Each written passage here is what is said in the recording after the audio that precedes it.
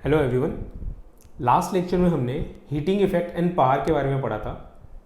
आज अपन application of heating effect देखेंगे, यानी हम इसको डे टू डे लाइफ में कहाँ यूज़ करते हैं इनके बारे में देखने वाले हैं। अगर अपन बात करें कि हीटिंग इफेक्ट होता क्या है, तो वो अपन देख चुके हैं क्यों होता है। Because of the electron collision, उनको ओवरकम करने के लिए हमें एक्स्ट्रा एफर्ट्स लगाने पड़ते हैं, इलेक्ट्रिकल एनर्जी कन्वर्ट करनी पड़ती है हीट एनर्जी में, राइट। और पावर भी हम देख चुके हैं। अगर मैं हीटिंग की बात करूं कि हीट एनर्जी कितनी होती है, तो उसका फॉर्मूला रहेगा हमारे पास में H इज इक्वल टू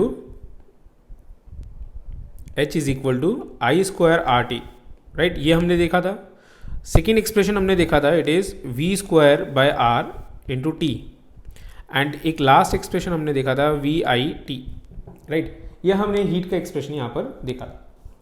अब यहाँ पर हीट जो है वो टाइम पे डिपेंड कर रही है, प्रोपोर्शनल है। तो जितना ज़्यादा टाइम के लिए करंट फ्लो करेगा, उतना ज़्यादा यहाँ पर हीट जो है वो डिसिपेट होगी, हीट वो जनरेट होगी, राइट। पावर की बात करें तो पावर होता है हमारे पास में एनर्जी अपॉन टाइम। एनर्जी यानी हीट एनर्जी की बात कर रहे हैं, और यहाँ से फॉर्मूला हमारे पास में आ जाता है आई स्क्वायर आर और वी स्क्वायर बाय आर और वी आई, राइट। तो यहाँ से हम देख पा रहे हैं कि पावर और हीट एनर्जी का जो फॉर्मूला है वो लगभग सिमिलर है, बस वहाँ पावर को अपन टाइम से मल्टीप्लाई कर देते हैं तो we will get the heat energy. ये हम यहाँ पे देख रहे हैं। अब इनकी एप्लीकेशंस क्या रहती है दोस्तों, हम इसके बारे में देखने वाले हैं। तो ये मैं सामने आपके यहाँ पर सेट का ही कुछ पोर्शन मैंने यहाँ पे पिक करा है, और इसको अपन देखेंगे वन बाय वन। तो अगर मैं बात करता हूँ एप्लीकेशन ऑफ हीटिंग इफेक्ट में, फर्स्ट पॉइंट, तो अपन यहाँ पे देख रहे हैं कि the heating effect of current is utilize in the working of electrical heat appliances. तो फर्स्ट पॉइंट इज कहाँ यूज़ कर रहे हैं हम इसको यूज़ करते हैं हीटिंग अप्लायंसेज जितने भी हैं हमारे, उन सब में। लाइक एग्जांपल देखें अपन तो इलेक्ट्रिकल आयरन, वहाँ पर हम यूज़ करते हैं। ये मैंने स्टार्टिंग में बताया भी था आपको। इलेक्ट्रिकल केटल, वाटर बॉयल करने के लिए हम यहाँ पे यूज़ कर सकते हैं। Electrical toaster, electrical oven, room heaters and water heaters, जिसको अपन गीज़र भी बोलते हैं। तो इन सब में हम यहाँ पर यूज़ करते हैं heating effect of electric current. ये सारी एप्लीकेशंस हमने यहाँ पे देखी है ना। तो हीटिंग अप्लायंसेस जितने भी हैं उन सब में अपन यूज़ करते हैं heating effect of electric current. ये हमने देखा। कुछ एग्जांपल्स आपको ध्यान रखने ही पड़ेंगे, जो अपन ने यहाँ पर हाईलाइट करें वो अपन को ध्यान रखने हैं। तो एप्लीकेशन ऑफ हीटिंग इफेक्ट आप नोट कीजिएगा, और उसमें अपनी फर्स्ट एप्लीकेशन डालिएगा इलेक्ट्रिकल हीटिंग अप्लायंसेस, एंड ये एग्जांपल्स कुछ नोट कर लीजिएगा, राइट। अब ये इनमें अपन यूज़ कैसे करते हैं उनकी मैं बात कर रहा हूँ। तो all heating appliances contain coil of high resistance. देखो ये वर्क कैसे करते हैं, हम उसकी बात कर रहे हैं ना, कैसे वर्क करते हैं। तो जितने भी हीटिंग अप्लायंसेस हैं, they contain a coil of high resistance. वहाँ पर होता क्या है, एक्चुअल में एक कॉइल होती है, एक वायर होता है जिसका रेजिस्टेंस बहुत ज़्यादा होता है। हमें पता है रेजिस्टेंस अगर ज़्यादा होगा दोस्तों, तो यहाँ पर देखिए अगर रेजिस्टेंस ज़्यादा है तो पावर भी डिसिपेशन ज़्यादा होगी, क्योंकि power is proportional to the resistance. और वो हाई रेजिस्टेंस करने के लिए हम कौन सा मटेरियल यूज़ करते हैं, that is important, which is nichrome alloy. ये अपन को ध्यान रखना है। हाईलाइटेड पार्ट जो भी हैं ये सब मुझे ये आपको ध्यान रखने रहेंगे। ये जनरली पूछे जाते हैं 1 मार्क क्वेश्चन में कि रेजिस्टेंस हमें हाई चाहिए। क्यों चाहिए, क्योंकि पावर डिसिपेट करना चाहते हैं। क्यों करना चाहते हैं, क्योंकि हमें हीटिंग वहाँ पे चाहिए, राइट। तो उसके लिए हम जो मटेरियल यूज़ करते हैं that is of nichrome alloy, निकल क्रोमियम इनका ये बना हुआ होता है, निक्रोम अलॉय। ये हम यूज़ करते हैं when these appliances are connected to a power supply by insulated copper wires, then large amount of heat is produce in the heating coil.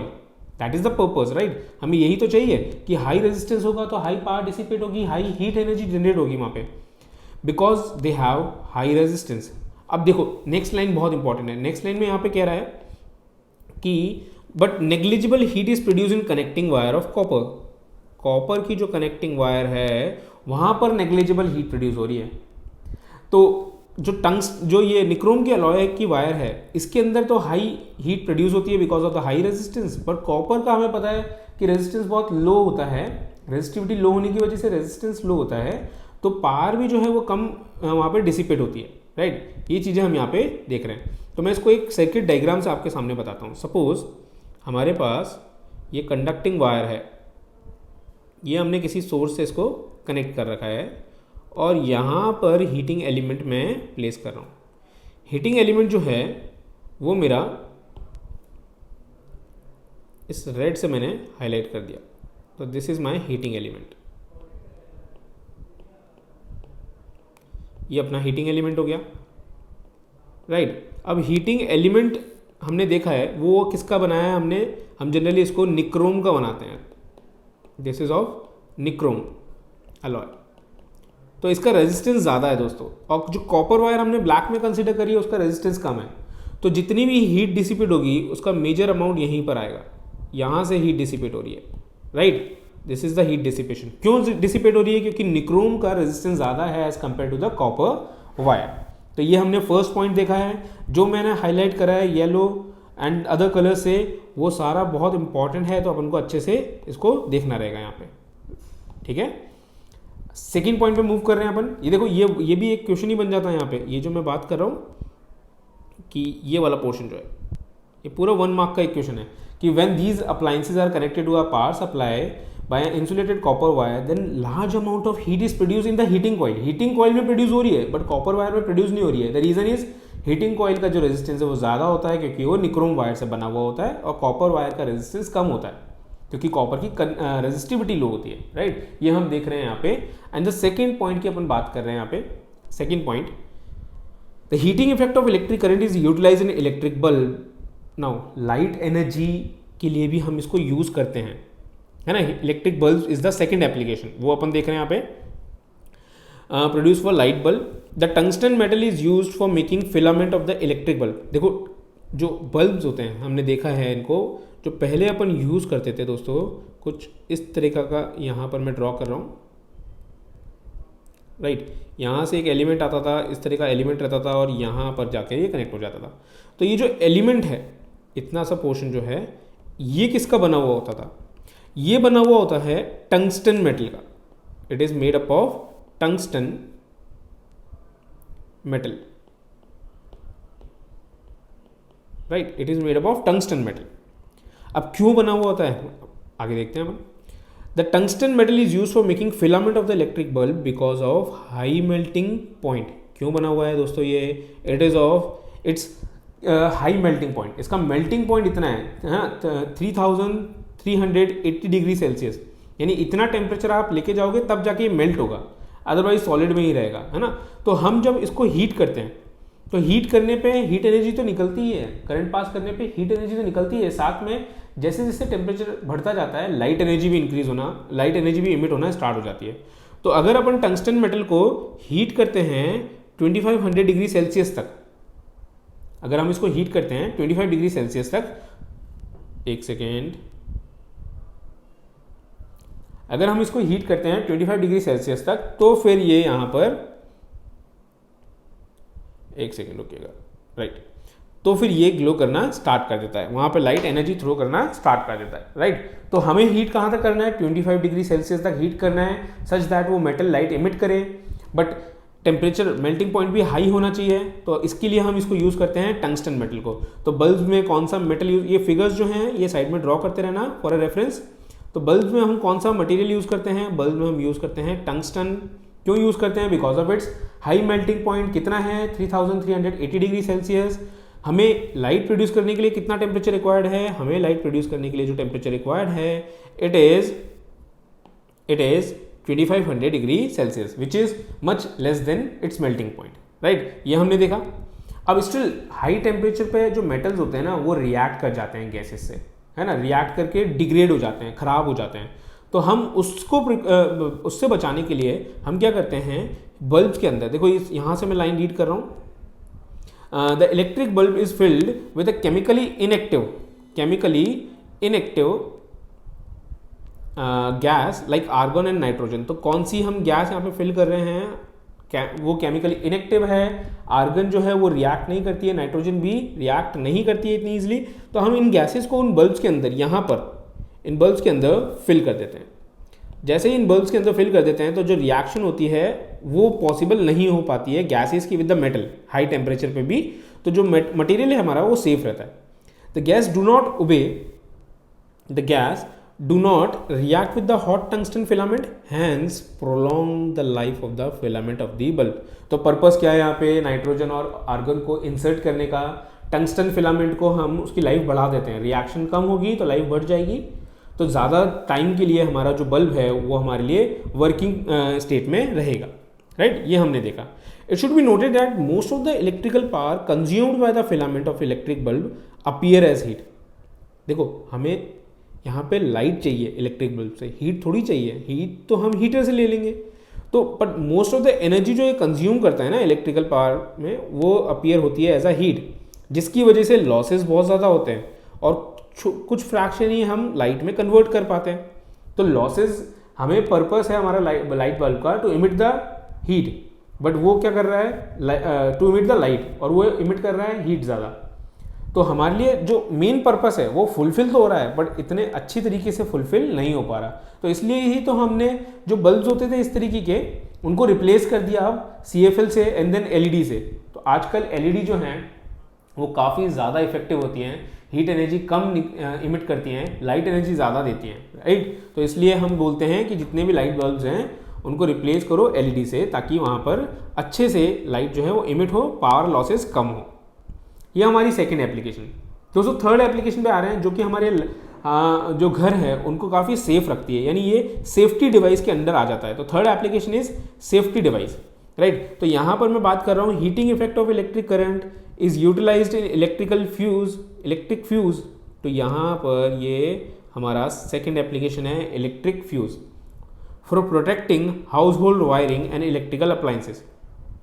The symbol of fuse in the circuit is this, ये symbol है हमारे पास में यहाँ पे। Now अगर मैं बात करता हूँ यहाँ पे, अब फ्यूज क्या होता है, फ्यूज की डेफिनेशन की बात करें, अब fuse is a short length of thin wire made up of copper और टिन लेड अलॉय, या तो कॉपर का होता है या टिन लेड अलॉय का होता है, ऑफ लो मेल्टिंग पॉइंट।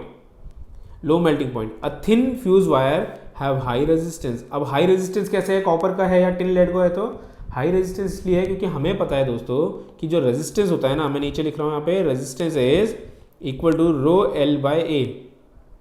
अगर वायर थिन है तो इसका मतलब एरिया कम है, और एरिया कम है तो रेजिस्टेंस जो है एरिया के इन्वर्सली प्रोपोर्शनल है। तो एरिया कम होगा तो रेजिस्टेंस इंक्रीज हो जाएगा। तो थिन वायर का जो रेजिस्टेंस होता है वो हाई होता है। फॉर थिन वायर रेजिस्टेंस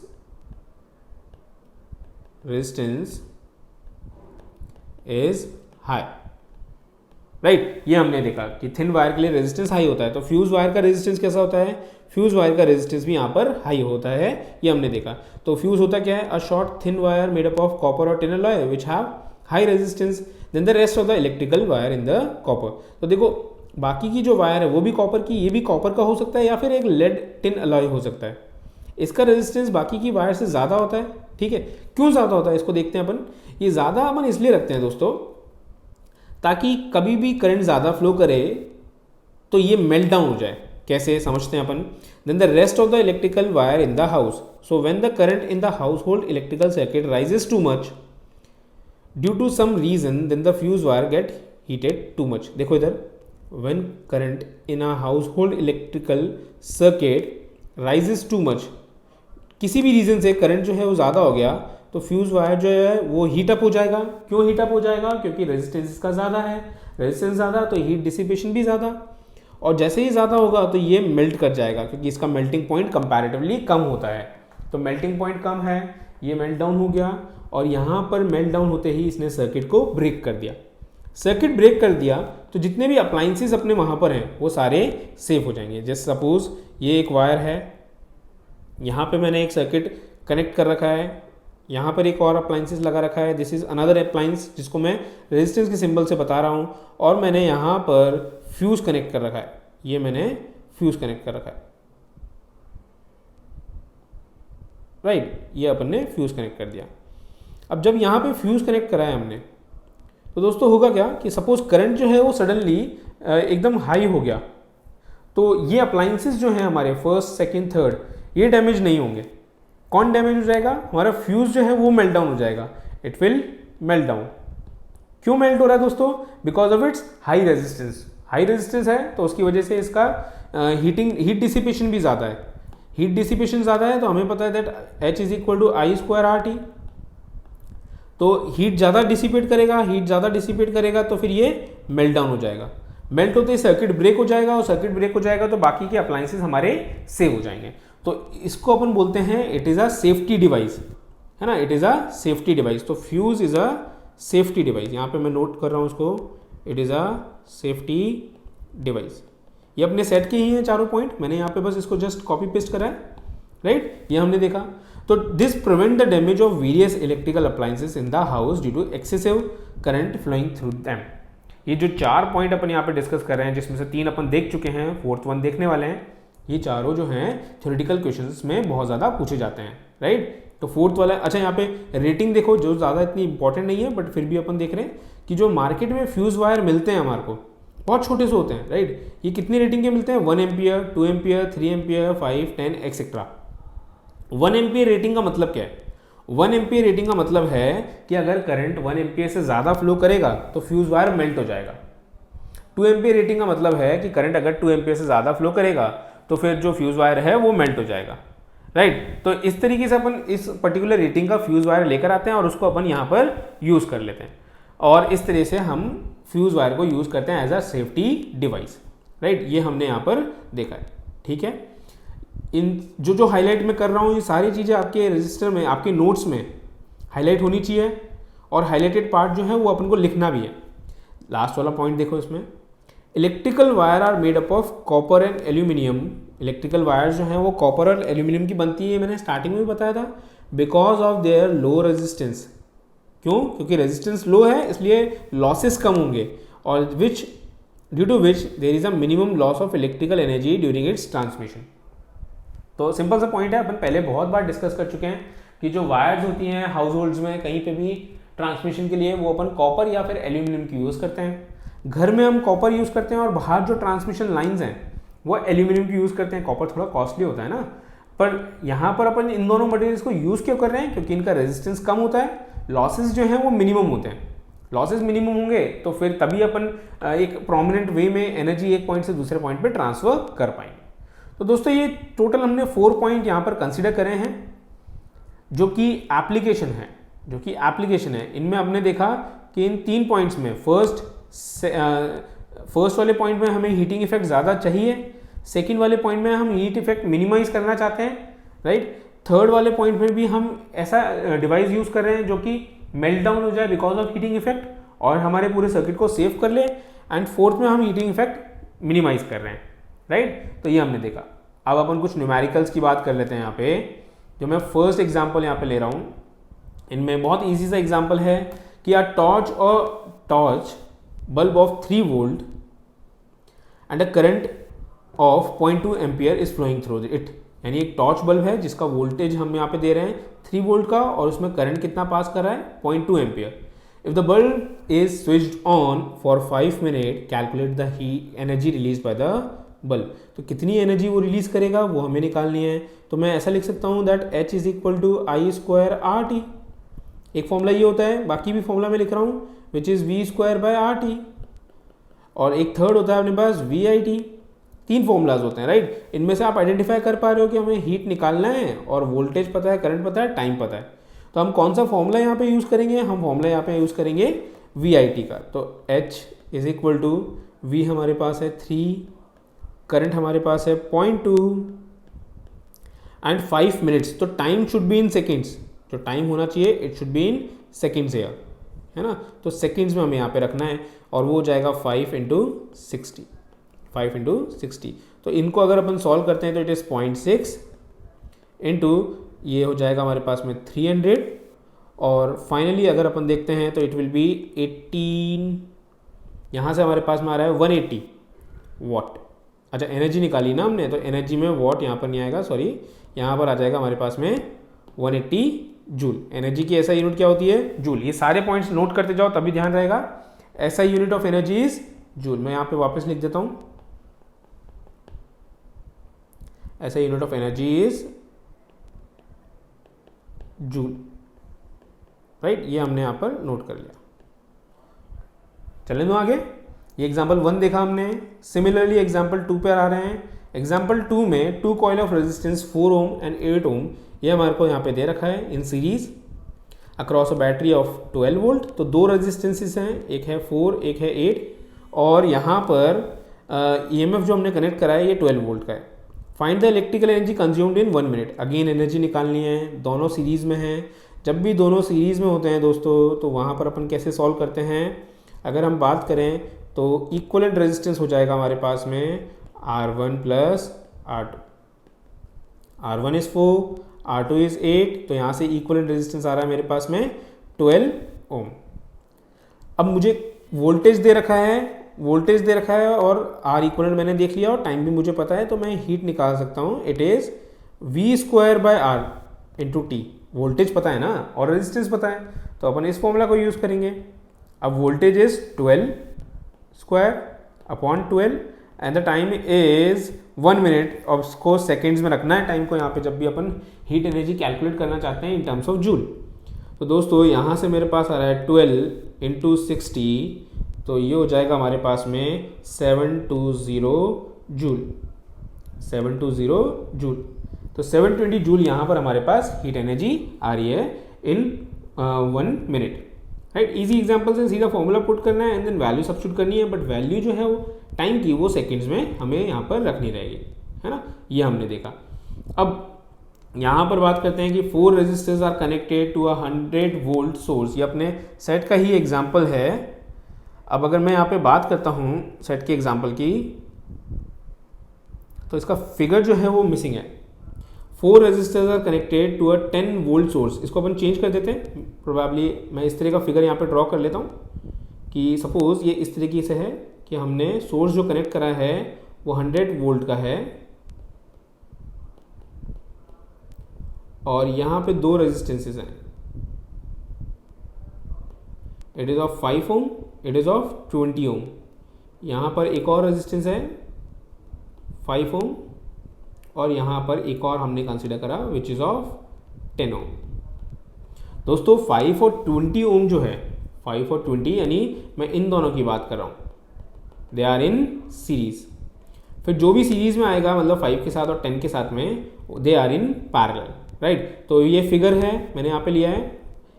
अब यहाँ पर अगर अपन बात करें तो 4 resistors are connected to 100 volt source. हमें फाइंड करना है which resistor dissipate the most power and how much. अब देखो फॉर्मूला कौन सा लगाना है पावर कैलकुलेट करने के लिए। हमें पता है कि पैरेलल में जब भी हम कनेक्ट करते हैं डिवाइसेस को, तो पैरेलल में वोल्टेज जो है वो थ्रू आउट सेम रहता है। वोल्टेज थ्रू आउट सेम है तो इसका मतलब वोल्टेज थ्रू आउट सेम है, इसका मतलब हम बोल सकते हैं कि V सेम है। और V सेम है तो अपन इसको कैसे लिखेंगे, पावर हो जाता है हमारे पास में V²/R। V²/R, तो वोल्टेज सेम है तो power is inversely proportional to R। ये कब लिख पा रहे हैं हम, व्हेन वोल्टेज इज सेम। तीनों ब्रांचेस में वोल्टेज सेम है तो power is inversely proportional to R। अब R के इनवर्सली प्रोपोर्शनल है तो रेजिस्टेंस जितना कम होगा वहाँ पर पावर ज़्यादा डिसिपेट होगी। राइट, तो रेजिस्टेंस कहाँ पे कम है देख लेते हैं। इनका इक्विवेलेंट कितना आएगा, इनका इक्विवेलेंट आएगा 25, ये तो है ही 5 और ये है 10। तो मैक्सिमम डिसिपेशन कहाँ पर होगा, जहाँ पर रेजिस्टेंस कम हो, which is second branch, in the second branch. तो अपन यहाँ पर पावर कैलकुलेट कर लेते हैं। तो दोस्तों फर्स्ट पार्ट का आंसर होगा P is equal to V²/R। V कितना दे रखा है हमें, 100। तीनों में ही 100 होगा क्योंकि they are connected in parallel. Resistance हमें कौन सा पिक करना है, 5 वाला, तो यहाँ से हमारे पास में आ जाएगा 20 वॉट। ऐसा unit of power is watt. Right, अब यहाँ पर सेकेंड पार्ट में हमें बोला find the total power dissipated, तो टोटल भी अपन निकालेंगे। For that we have to find the equivalent resistance. तो मैं इक्विवेलेंट रेजिस्टेंस निकालता हूँ इनका, तो 1/R equivalent is 1/R1 plus 1/R2 plus 1/R3। Right, R1 की बात करते हैं तो R1 मेरे पास कितना है, इन दोनों का इक्विवेलेंट मैंने यहाँ पे लिख रखा है विच इज़ 25। R2 है हमारे पास में 5 एंड R3 हमारे पास में 10। एलसीएम लेते हैं दोस्तों, तो यहाँ पर एलसीएम लेने पर मेरे पास में आ रहा है 25। राइट, और यहाँ ऊपर आ जाएगा हमारे पास में 1, दिस इज़ 5, दिस इज़ 2। अब सॉरी, यहाँ पर अगर अपन देखें तो इट विल बी, यहाँ थोड़ा सा इशू हो रहा है, ये एलसीएम में अपन को गलत ले लिया हमने, एक सेकंड रुकिएगा। राइट, तो अगर मैं बात कर रहा हूँ यहाँ पे तो 50, this is 2, this is 10 and this is 5। तो मेरे पास यहाँ से ये आ रहा है 50/17, तो R इक्वलेंट हो जाएगा मेरे पास में, R इक्वलेंट इज रेसिप्रोकल करना रहता है ना 50/17 ओम। R इक्वलेंट आ गया तो अपन यहाँ पर कैलकुलेट कर सकते हैं कि कितना रहेगा। तो देखो पार हो जाएगा हमारे पास में V²/R इक्वलेंट। तो ये अगर अपन देखते हैं तो इस केस में V² जो है वो हमारे पास 100 है, एंड जो R इक्वलेंट निकाला इट इज़ 50/17। तो ये हो जाएगा हमारे पास में 100 × 100/50 × 17 कैंसिल करा हमने। तो यहाँ से मेरे पास में आ रहा है इट इज़ 200 × 70, राइट। तो इट इज़ 3400 वॉट। ये हमारे पास में आ जाएगा 3400 वॉट। एक बार R इक्वलेंट अपन चेक कर लेते हैं कि क्या यही आ रहा है क्या। तो 50 और यहाँ से अपन ने सॉल्व करा तो 50/17, 50 अपन ने यहाँ रखा, राइट, 17 ऊपर चला गया और हमने 100 का स्क्वायर कर दिया। तो यहाँ से हमारे पास में आ रहा है 3400 वॉट। तो ये कुछ मुझे यहाँ पर डाउटफुल लग रहा है कि अपन ने यहाँ पर कुछ मिस्टेक करी है, क्योंकि टोटल पावर जो है वो इतनी ज़्यादा तो नहीं आनी चाहिए। अगर अपन बात करें तो 200 एंड 200 × 17, R इक्वलेंट अपन ने कैलकुलेट कर लिया है। R इक्वलेंट आ रहा है हमारे पास में 50/17। तो 50/17 अगर अपन देखें तो इट विल बी 2.94। अच्छा, हम यहाँ पर स्क्वायर करना रह गया था। तो अगर मैं इसको देखता हूँ तो मेरे पास में आ रहा है इट इज़ 100 × 100 और 100 × 20, तो ये आ जाएगा 20,000 वॉट, 20,000 वॉट, राइट। अब सही है। तो ये आ रहा है हमारे पास में 3400 is the total power and power dissipated across 5 ohm is 2000, right. तो ये पूरा कैलकुलेशन हमने देखा, इसको अपन यहाँ से नोट कर रहे हैं, राइट। ये हमने पूरा देखा। एग्जाम्पल 5th की बात कर लेते हैं। आप एग्जाम्पल 5th की बात करते हैं तो calculate the energy consumed by 5 fans each of 50 what operated for 5 hours daily for a month, right, for a month. और मंथ कंसिडर करना है हमारे को 30 डेज का। Also calculate the bill if the cost of 1 unit is 2 rupees. ये हमें यहाँ पे दे रखा है। तो 5 फैन है तो मैं एनर्जी निकालता हूँ। एनर्जी होती है power into time. Power should be in kilowatt and time should be in hour. जब भी हम एनर्जी निकालेंगे कमर्शियल यूनिट में तो इस तरह से हमें सब्स्टिट्यूट करना है।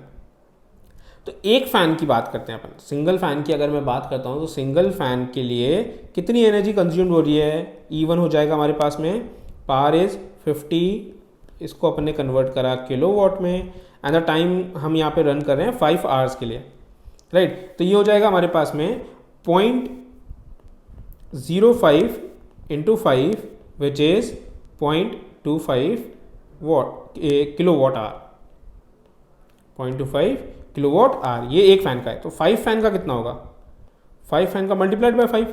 तो यहाँ पर मैं अगर एनर्जी की बात कर रहा हूँ फॉर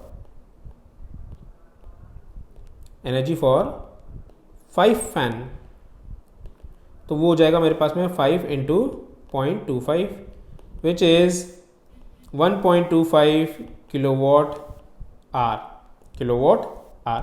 ये एक दिन का है। Energy consumed for 5 fan in day, एक डे में। तो energy consumed by 5 fan in a month कितना होगा। Energy consumed by 5 fan in a month. ये अगर अपन देखते हैं तो मंथ में 30 डेज कंसिडर कर रहे हैं अपन, तो 1.25 × 30, ये 30 डेज का हमारे पास डेटा आ रहा है। और अगर अपन 30 को मल्टीप्लाई करते हैं 1.25 से, तो यहाँ पर अगर अपन देखें तो it will be 375 kilowatt hour, right. ये हमने यहाँ पे लिखा।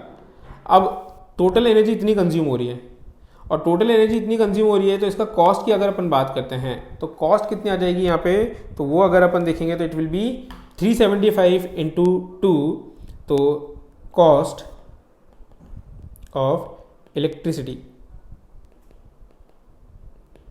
तो it is 375 kilowatt hour multiplied by 2 rupees पर किलोवाट। तो किलोवाट से किलोवाट कैंसिल हो जाएगा और दोस्तों हमारे पास में यहाँ पर आ जाएगा 750 रुपीज़। तो 750 रुपीज़ जो है वो हमारा इलेक्ट्रिसिटी बिल हो जाएगा फॉर ऑपरेटिंग 5 फैंस, राइट। तो ये हमारा पूरा न्यूमेरिकल है। तो हमने बेसिक से लेकर अच्छे लेवल तक सारे क्वेश्चंस यहाँ पर पूरे कवर कर लिए हैं।